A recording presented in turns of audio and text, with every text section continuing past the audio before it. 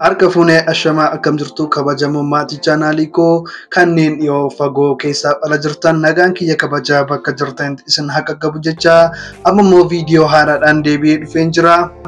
Amma xumura qophii kootitti na faana turan affeerraa koo kabajaadha. Namoonni maatii chaanaalii kanaaf haaraa taatan subscribe, like, share gochuudhaan nu faana tura. Egaa akkuma beekamu artist jaallatamaa fi beekamaa Andu'aalem Gosaa sirba haaraadhaan akka dhufaa jiru hundumti keenya iyyuu quba qabna.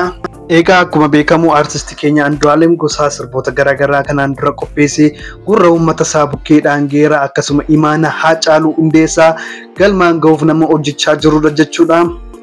Sirboota isaa garaagaraa kanaan dura uummata bukkeedhaa ga'een view guddaa fi dhageettii guddaa argatee jira jechuudha. Amma immoo albeema haaraa akkasumallee viidiyoo kilipii haaraadhaan guyyaa irraa dhufaa jira jechuudha. Egaa hundumti keessan akka daawwattanis anis isin affeereen jira.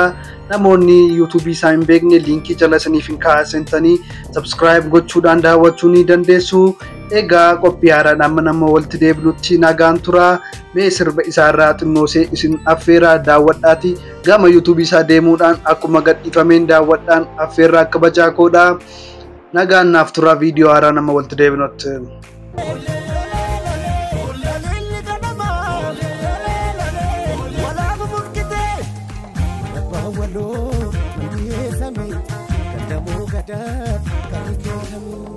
Marabawalo, Mambie Sami, Gandamo Gada.